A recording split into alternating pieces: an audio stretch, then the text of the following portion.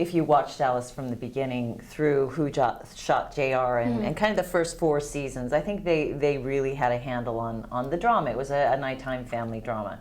And then I think as the years went on, I think they just started having more and more fun, internally and externally. I mean, it's wonderful. It is wonderful. And it did start toward the latter years go camp. But I think everyone kind of had a very strong opinion that we should not go there, and that this was definitely a modern. I mean, that's just version. not the modern style of television Yeah. right now either. So I mean, obviously the new Dallas is going to be a lot more grounded. Very sexy too. Very sexy Dallas. Yeah. Sophisticated, sexy. Yeah, it's not gross. It's not salacious, the new Dallas. We're not trying to keep up with the Gossip Girls and 90210s of the world. I mean, we're about a really well scripted family drama. We're about good performances. I mean, we're about bringing back, good television. Yeah, the scripts are substantive. We don't have to have eye candy in order to get audience. Not viewers. to say that we don't. Yeah, we do. A lot.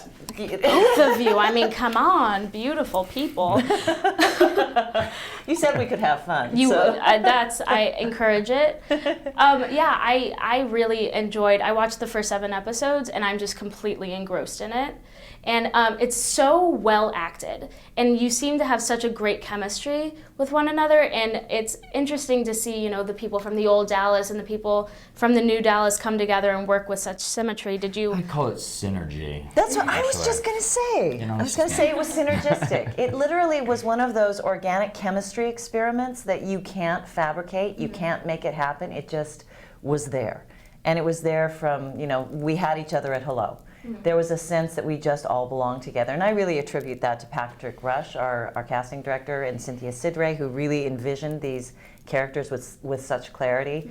And Michael Robin, who shaped the whole thing together, our executive producer director. And we're not just saying that either, because a lot of people come when they're promoting a show and say, "Oh my God, we love each other so much. We're such a close family," and they actually hate each other. But we actually do love each other. And I think it shows on screen. Shows in the work. Except for that JR. Every once in a while we have to just say, get in line, come on, get in line. So he's so not like his character though, it's insane. You can tell he has very kind eyes. He's the exact opposite of his character. That's very astute of you. He does have he's very kind eyes. So, I'm hoping that he gets nicer. Does he? We don't have to tell me. Nicer. We need that spice, We all need an intent. A little more mild-mannered than he was in the original series. I mean, I was just sharing, something that I watched in an old episode one time with her before you came down to start this interview, and one time JR called Sue Ellen a stupid slut. I mean, we that would not fly. We have not. It was a very misogynistic, show. I mean, it was.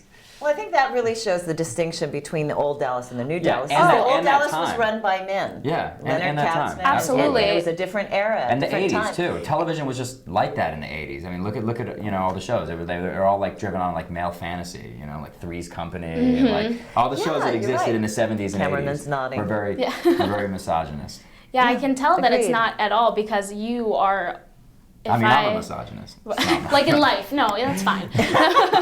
I was so impressed by you in the show because you were so strong, which is kind of a pun. No pun intended. But it's such a strong woman with the rifle and oh my goodness, so many guns. I was very impressed. Thank you. I appreciate that. I didn't know how to work with a gun before I did this show, so that was a big learning arc for me. But I have to say, there's something about Anne that kind of harkens back to my own kind of genealogy. I came from pioneer stock. I came from women who came across the Oregon Trail and grew up in the wild, wild West. And these women are not shrinking violets. The Texas women are not shrinking violets. These are strong, I'm a Texas steely, very, very capable women.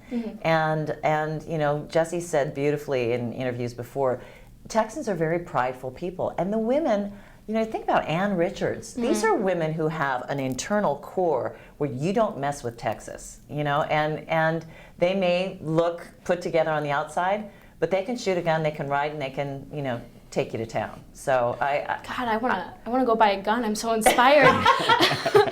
Well, let's not. Don't go on a rampage. Fine, we'll see. Yeah, and your character is very, very respectful of women. And you have a bunch of women. Yeah, I mean, Back to the so that's, it's an interesting duality. He can't help it. They're He's falling very all respectful, over yet he themselves has for him. a small harem of women. Yeah. No, I love my character because he has actually a great duality. Like, initially, he's introduced as, the chip off the old block, the nice guy in the image of his adopted father, Bobby, with the strong moral center and the family values and all that. But I think a lot of those things come into question a little bit more as the series progresses. There's a lot more gray area with the new characters on the show. But yeah. Will we see a dark side from you? Absolutely. What's interesting, yes and no. Here's the thing, like Jesse, Anne very much is a moral center. I think anyone in Bobby's life kind of represents that moral compass for the family, and we have to hold center. But Anne also has a wild card of her past. She is an adult woman who married Bobby 7 years ago. So she's not, a naive woman. She's had a past, and that will come back to haunt her and challenge the relationship.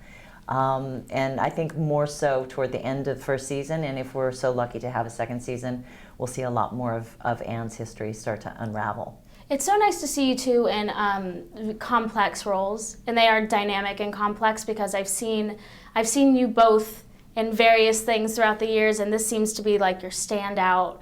Obviously both on Desperate Housewives and movies and everything, but this seems to be like the standout, very dynamic role for you two. Do you feel that way? Yeah, it's nice to have something to do. Yeah, I mean it's a big moment for me, because I mean. As much as I love playing all the roles that I played, I mean they were all pretty lightweight, really. Yeah. And I think people enjoyed them, and I think they were great. I think they were great for what they were. I'm very proud of the work that I've done in those roles. And I think if you look at like John Tucker Must Die or what I did on Housewives, I mean it was fun and people enjoyed it. But I think people have a tendency to think that's all you can do. Whatever the last thing you did is, that's what you do. That's who you are. So you have to. I mean it's. This industry is about constantly having to prove yourself. And I think he does it beautifully. I keep saying I'm so excited for people to see Jesse Metcalfe because I think, for all intents and purposes, you can't get past the good looks. And that's been a challenge. And he really is. It's hard for me. Extremely. No, I understand. It's extremely challenging because you don't get the more complex roles at first. And I think now, with the maturity and the readiness, I think people are going to be surprised. And I've been dead for 8 years, so anything is an advancement from that horizontal position. And I just want to say, thank you. I want to take you everywhere. Not only are you well informed, but you're really, really articulate, and you have well-shaped ideas. And I'm just like, can we take her with us? Can we just take this camera crew and we'll just go on the road? That's just so nice. Thank you so much. I really appreciate that. That means a lot. Like I said before, you're two of my favorite characters on the show. You have such a complex and deeply dynamic roles, and I really, really enjoy watching you. It's really nice to talk to you. Created a good foundation, and more to come. Yes. More to come. All right, thank you so much. Thank you. Columbia College. Yes. Yeah. What? Yeah.